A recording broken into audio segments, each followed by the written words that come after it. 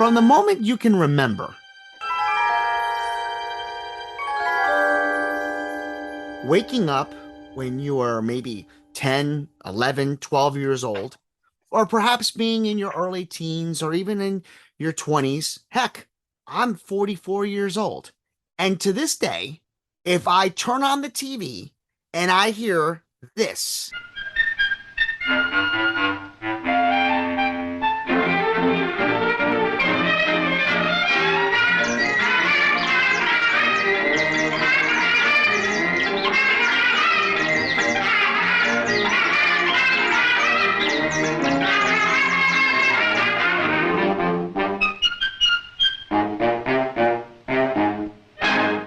that tells me that the Three Stooges is on.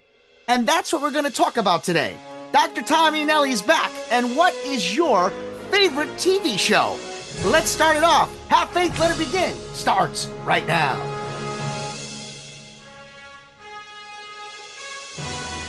Good morning. Are you ready? My name is Ariel. You listen to my daddy. Have faith, let begin when it starts right now. Hello, everyone, and welcome to Have Faith, Let It Begin, as we are back with another Monday exclusive episode, one that's going to take us back in time. No, we don't need the flux capacitor. We don't need the DeLorean. We can do it with our minds because Dr. E is with me, and if you didn't catch it, I was able to insert it in post-production. That was the theme song to the Three Stooges. But with that being said, here is my what do you call it? My Mo to my Curly, because I'm Curly. You're Mo, my friend. Dr. E, what's up? Angel Santana, welcome back from a very harrowing week. I bet you that your epididymis is really mad at you. Yeah, Ice is, as I said yesterday on your show, Ice is truly my friend. Yeah, but you look great. You sound great. You're a wonderful, wonderful example of why we're really happy you can never reproduce again. You know, you are absolutely everything that we no, all kidding aside, my dear friend. So the Three Stooges, that was your crack, huh? Well, you know, I say that because in all honesty, what even spawned this whole episode was because I was resting, and Yes. while I was resting, I saw, here's a little shout outs to Amazon, who will have us, we're available on Amazon, by the way, CROC Podcast and Have Faith, Let It Begin. But I saw that they had the Three Stooges in color. I have never seen an episode in color, and they showed one of my favorite episodes with them being in court. And I said, you know what? It's something about that intro, just like any other intro that I can think of. And I'll let you, of course, to elaborate on this. But there are certain TV shows that even to this day, if I'm in another room and I hear it, uh, you just gravitate to the screen and you can get locked in. For me, it was shows like Three Stooges. It was a show like I Love Lucy. It was The Three's Company. It was Different Strokes. It was Knight Rider. It was Highway to Heaven. It was The A-Team. We truly were touched by these shows. You know, I have to tell you, Angel, I agree 100%. I actually feel, both a little, I don't want to say resentful or jealous, but also saddened, because in the day where there literally were 7 channels that you had a choice of, and where sitcoms were pretty damn bad, actually, with the acting and the storylines and the formulas and whatever, but there was something special because now these kids, they're binge watching seasons of shows with, A-list actors, Academy Award-winning actors and actresses, and these are on TV. This is not like going down to the movies. This is like, oh, I want to watch The West Wing, or I'm going to watch it with Martin Sheen, or I'm going to watch, or with Kevin Spacey, or I'm going to go see Game of Thrones. Oh, did you watch the 3rd season of Game of Thrones, or American Horror Story, or whatever, or all of these things that incredible quality, incredible acting, incredible writing, original. And here we are. Welcome Back, Kotter, Gilligan's Island, the Three Stooges, the Little Rascals, which should never be shown again because it's so racist, sadly. But again, this is what we grew up with. The Three Stooges, my aunt wouldn't let her children watch the Three Stooges because she thought they were going to poke each other's eyes out. It was a very violent show, and it was the honeymooners with spousal abuse, right? Ralph was always threatening to hit his wife. What people don't know is that Alice actually ran the show. But be it as it may, it wouldn't pass muster. What is it? The Odd Couple, Yeah. Star Trek, all of these shows, right? These were what, Monty Python, the TV series, Sunday night, 8 o'clock. Well, that's what you waited for, Sunday night all week to watch the Monty Python. Yeah. And one of the things that's sad, Angel, is that these kids can get all of these things and see every one of them on YouTube or whatever, and they lose that whole, waiting for Sunday. Hey, and you spend the entire week talking about, the skits that were funny, or the ones Saturday Night Live, blah, blah, blah. You could watch Saturday Night Live. You could see the shows that we lived for in the early 70s, mid 70s. You could watch them all in a couple hours. You could watch them and you could be caught up to us. But maybe it loses something, Angel. It's tough. I'll be the first to tell you that I can be a binge watcher. I like binging certain shows. Sometimes I don't. Sometimes when it comes to one of my favorite type of shows, I actually will wait. Because I don't want to get caught on a cliffhanger and have to wait a year, So because I lived in that era, I have been able to wait on things. But you touch a good point about the shock and awe or the weight factor that we grew up with. I didn't see it personally, but I grew up because I was a huge television guru, and I love television so much. I remember the huge uproar in Dallas when Yeah, JR, right? okay, yeah, right. It was a huge thing. Like the world stopped, right? Yeah, like the last episode of MASH. Like that was a huge thing. Right? Exactly. It's moments like that, or just watching, all the way things are. I mean, I grew up with. I think that's where my maturity comes in. I'll be very honest with you, because that's another thing I want to touch base on. So let me not get ahead of myself, but I think that let me elaborate what you just said about the binge watching. The weight factor is not there. Well, another thing that is not there, in addition to the weight factor, is the fact that the shows back then, even the cartoons, had a meaning, had a lesson. I can't begin to tell you how much I was so taken back when I went back and watched He-Man.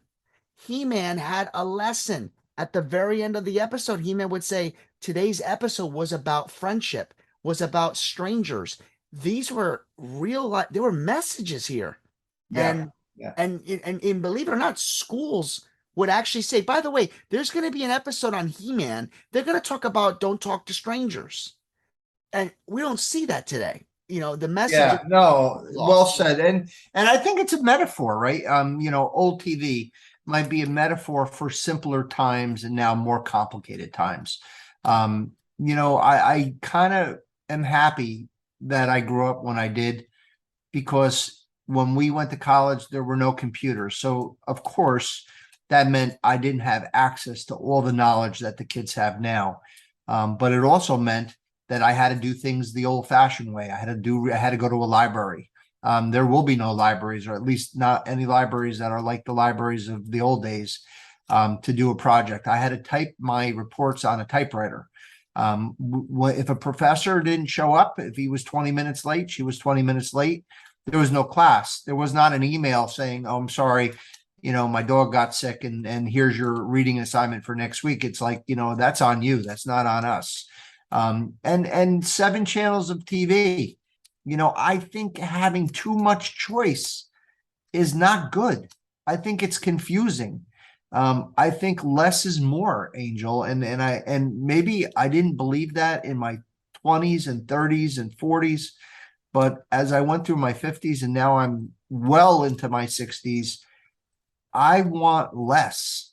Yeah. Even dinners and going to restaurant, I want less. I want less. It's And funny. anybody who knows me 20 years ago are going to say, who is this guy? Who took over this guy's body? Because that was not me. And maybe everyone has to go through this. And God bless the people who reach this point when they're in their 30s because you're 32 years ahead of me. You know what's interesting? You touch base on the library. I've got to bring this up because it's stuck in my brain. You try to tell a kid what a cart catalog is. Yeah. They have no clue. No clue. Dewey Decimal System. Yes, isn't that amazing? But We have to do a podcast on that. oh, without a doubt, without a shadow of a doubt. And I want to do a podcast on albums versus just buying a song on Apple Store. Oh, let's do it. We need to do it. Well, I think that hopefully when as things start to die down, it would be awesome to do a show like this live in and have an audience and maybe get together and just have everybody come together, the Croc Nation and the Have Faith Let It Begin family. We've been talking about this offline, you and I, so I think they'd love it. But We you would know, beat you guys in a softball game. The Croc Nation would kick your butts. You who says we have freaking to face Have each Faith other? Let It Begin. Who says we have to face each other? I was about to offer you my services as a water boy. No, we want to have a softball game with the Croc Nation against the Have Faith Let It Begin. And Brian is going to be the pitcher. And I'm going to hit the crap out of Brian. I'm going to hit the ball so hard that he better wear a catcher's mask because it's going to hit him right in the nose. But yeah, getting back to our topic, because we can easily, this is the one thing about E and I, we could just ramble and go on and we love it. We don't even realize next thing you know, we're like 30 minutes deep into a conversation. So, the story about all these episodes, and you had touched base on less is more. I remember growing up, and I know you can shed light on this. I remember growing up and having channels 2 through to 13. I had a black and white TV, and then you would get the U channel. But when we went to color, it was 2 through 13, and then it was letters A, B, C, D, and F. And we would just get those letters in between. You can get HBO and maybe I didn't get any of those. No, so but you're not even being accurate. People don't make it seem like it was 2 to 13 with every number. There was no 3, there was no 6, there was no 8, Yeah. there was no 10. So it was 2, 4, 5, 7, 9, 11. And let's face it, nobody watched Sesame Street. Let's be honest. We're never getting sponsored now from them, but that's okay. No, but but listen, it's interesting, and and then this is another podcast. We got to make a note of all these. The next one would be switching from that and getting into cable and getting those boxes that actually had the teens, and it was just another like 9 numbers, and you would just push them. Yeah, no, cable is a different. We're going to talk about that. We'll maybe put this as a module. We'll start doing some Dr. E and Angel modules, and this All right, will so be, you know what? I'll and call then it what right would it would be? Looking back or the nostalgia or in the day kind of. All right. You actually have a I'm series. I'm gonna actually label this today because we're already recording this, but then I'll do that title later. But I'm gonna make this the first module of a long series, and we got to get Michael John Bezet on here. We got to get Oh yeah, let's get we gotta Mikey get a on. little bit Yeah. of a platform on here as well. And you know what? Anybody in the Half Faith Let It Begin family, you want to be a part of it? Just call me, email me. We'll put you on, and we'll do a huge format. So let's close out with this. What do you find when it comes to your favorite TV shows? I didn't even ask you. And I apologize. What was your favorite TV show? I think maybe Welcome Back, Cotter. Okay. Any particular reason why or what stands out? I liked the ensemble. There was Gabe Kaplan, who was a well-known comedian who actually used to come up to the Catskills to do his routine. There was the Sweat Hogs, right? So John Travolta started his career. There was a guy named Horshack who was like the dork. There was Epstein, and then there was Jefferson or whatever, Washington. It was just a really cool ensemble. I was like, relating to the whole growing up in the city. It took place in Brooklyn. I kind of felt the inner city school thing going on. I was a teenager, kind of related to the Sweat Hogs a little bit, being down and out or whatever. So maybe that was my favorite. Do you know that I've always read about it and I have never seen one episode of that? If you look at it now, you're going to laugh about how bad it was. Yeah, but you know what? We grew up through that era, so I think I would enjoy it. For myself, obviously I'm a little younger, so mine was in the 80s. I would have to say that the one that really got me always excited to watch was Three's Company because I really enjoyed the acting and the way that John Ritter was able to perform his acrobatic comedian facial expressions. John Ritter Yeah, was a comic genius. I think he was very underappreciated. His physical comedy was our version of Jerry Lewis. I agree. I was going to say Charlie Chaplin. Charlie Chaplin. And for the people that are listening that maybe are a little bit even younger, it would be like our version of Jim Carrey to a certain extent. Not to that. I mean, Jim Carrey and Jonathan Winters were a whole different, and Robin Williams, they were like so far out of the stratosphere. But John Ritter was a comic genius. Or like I Love Lucy. I Love Lucy and John Ritter were almost about the same, wouldn't you say? Just trying to think of so you're saying Lucy's physical comedy. Yeah, I think John Ritter was, but I still see more Jerry Lewis. Actually, you know what? And again, sadly for our younger listeners, very similar to Dick Van Dyke. Okay, I was going to say him. Okay, he was actually, they compared him to that as well. Dick Van Dyke, and I have to tell you, if it wasn't for alcohol, Dick Van Dyke would probably be the Michael Jordan of acting, dancing, entertainment. That's how good Dick Van Dyke was. Yeah. Well, this is what I love about these modules that we're going to be doing. The nostalgia is what's in right now, and I thought it'd be cool to take ourselves back into time. I would be the Marty McFly to my Doc Brown. So I guess in a way we did travel in time, back in time. But you know what? Yeah. We are So we may have to label this some type of a Back to the Future, and maybe I'll do something fun and cool with the intro and outro. You have Cody and I have Bindi. What was Doc Brown's dog's name? Oh, Einstein. Thank you. Yes. Let's sign off. We could do this all night.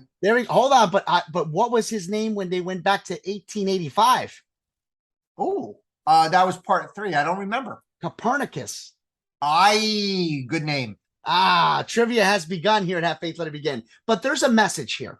And This is what the message is. Just because we have to go back in time to remember the things that we grew up with doesn't mean we have to forget the morals and the understandings and the respect factor that came with it. Do not allow the future and the present time to forget what we learned back in our past. And guess what, people? We have an opportunity to showcase that to the people that are around us by our actions. So allow those actions to come forward so that people can know that the good old days, the good times haven't really gone away. My name is Angel. This is Dr. Tom Eanelli. This is Have Faith, Let It Begin. God bless you. May the Lord be with you. May he keep you. May he shine his light upon you and grant each and every one of you peace on earth. And never forget, have faith, let it begin, baby. Don't forget the softball game. Yeah, striking you out, Angel. Thank you for listening to another episode of Have Faith, Let It Begin. That's right, Ariel. We're done with another show. And it's always great to have this show with you, my love. We're going to encourage each and every person to listen to our show every single weekday. That's right, you and I are going to help change the world. Do you think that you can do that for me? Huh? Yeah, you know you can. She does. We want to let you know, and yes, we encourage you to listen to our show each and every weekday, and it's going to be live at 7:30. Make sure you're subscribed to our show. Make sure you get ready, fasten those seatbelts, because Ariel and I and my family are going to bring you a new topic, a new story each and every day, right? Isn't that right, Ariel? Yeah. And she's smiling at me.